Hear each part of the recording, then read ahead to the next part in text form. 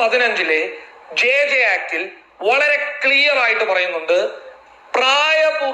പ്രായപൂർത്തിയാകാത്ത 16 വയസ്സോ 18 വയസ്സിന് കീഴിലുള്ള കുട്ടികൾ, 18 വയസ്സ് തികയാത്ത ഒരു കുട്ടി ഒരു ക്രൈം നടത്തി കഴിഞ്ഞാൽ ആ ക്രൈമിന്റെ സീരിയസ്നെസ് അനുസരിച്ച്, ആ ക്രൈമിന്റെ ഡെപ്ത് അനുസരിച്ചിട്ട് അതൊരു കൊലപാതകമാണെങ്കിൽ, അല്ലെങ്കിൽ ഒരു റേപ്പ് ചെയ്തിട്ട് നടത്തിയ ഒരു കൊലപാതകമാണ് എങ്കിൽ ആ പറയുന്ന പരിഗണനയിൽ, കുട്ടി എന്നുള്ള പരിഗണനയിൽ അവരെ വിചാരണ ചെയ്യേണ്ടതില്ല എന്ന് പറയുന്ന ഒരു ലോ JJ ആക്ടിൽ വളരെ ക്ലിയർ ആയിട്ട് പറയുന്നുണ്ട് എന്നുള്ളതാണ്.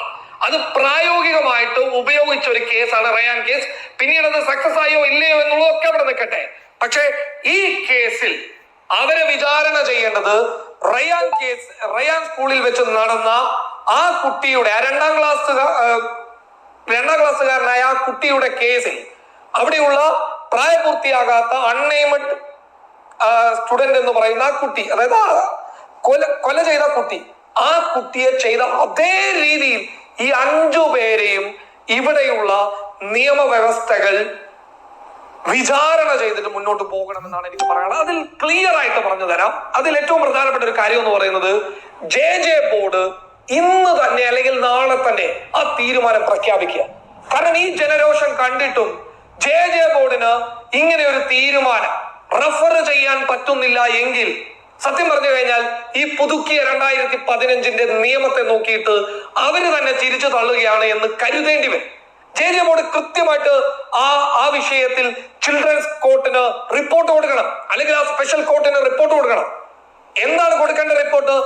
ഈ പറയുന്ന കുട്ടികൾ വ്യക്തമായിട്ടുള്ള ഗൂഢാലോചനയുടെ പരിധിയിൽ നിന്ന് കൃത്യമായി ആസൂത്രണം ചെയ്ത, സാധാരണ ഒരു കുട്ടിക്ക് സംഭവിക്കുന്നത് പോലെയുള്ള ഒരു അബദ്ധമല്ല ഈ കുട്ടിക്ക് സംഭവിച്ചത് എന്നുള്ള റിപ്പോർട്ട് അടിസ്ഥാനപ്പെടുത്തി പുതുക്കിയ 2015 JJ ആക്ട് പ്രകാരം ഇവരെ അഡൽട്ട് കാറ്റഗറിയിൽ പെടുത്തിയിട്ട് വിചാരണ ചെയ്യണമെന്ന് പറയുന്ന റിപ്പോർട്ട് ചിൽഡ്രൻസ് കോർട്ടിൽ കൊടുക്കുകയും ആ റിപ്പോർട്ട് കോർട്ട് പരിശോധിക്കട്ടെ. അത് immediately, as soon as possible, എത്ര പെട്ടെന്ന് സാധിക്കുന്നു അത് കൊടുക്കണം.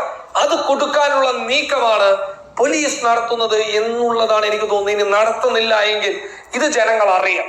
കാരണം ഇങ്ങനെ ഒരു ഓപ്പർച്യൂണിറ്റി ഉണ്ട്.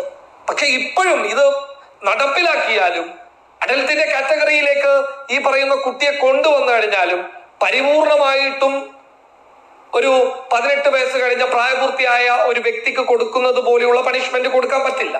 കാരണം ഡെത്ത് എന്തായാലും കൊടുക്കാൻ പറ്റില്ല. കൊലപാതകത്തിന് വധശിക്ഷ കൊടുക്കുന്നത് പോലെയുള്ള പനിഷ്മെന്റൽ ഒഫൻസ് കൊടുക്കാൻ പറ്റില്ല. ഇനി ലൈഫ് കൊടുക്കാനും പറ്റില്ല. ലൈഫ് കൊടുക്കുന്നുണ്ടെങ്കിൽ തന്നെ വർഷം പറഞ്ഞ് കൊടുക്കണം എന്നുള്ള ഒരുപാട് മാനദണ്ഡങ്ങൾ ഉണ്ട്.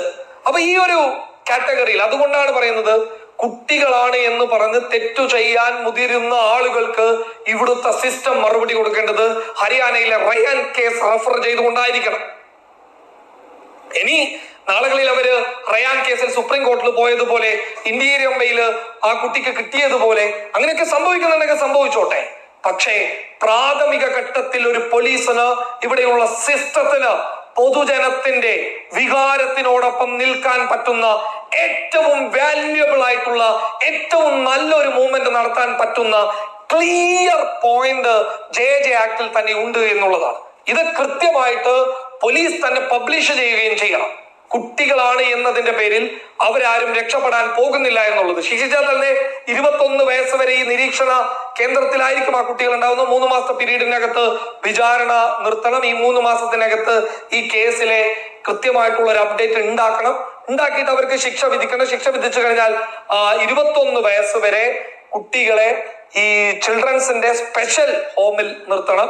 അത് കഴിഞ്ഞിട്ട് ആ 21 വയസ്സിലും കുട്ടികൾക്ക് ആ ഒരു മനോനില മാറിയില്ല എങ്കിൽ മറ്റുള്ള തടവുകാർക്ക് കിട്ടുന്നത് പോലെയുള്ള അവസ്ഥ ഇവർക്കും കിട്ടും എന്നുള്ളതാണ്. അങ്ങനെ ഒരു ക്ലിയർ ആയിട്ടുള്ള ഒരു പോയിന്റ്, ക്ലിയർ ആയിട്ടുള്ള ഒരു നിയമം നമ്മുടെ രാജ്യത്തുണ്ട്. അത് ഉപയോഗിക്കേണ്ട ഏറ്റവും പ്രധാനപ്പെട്ട കേസാണ് ഷഹബാസ് കേസ്.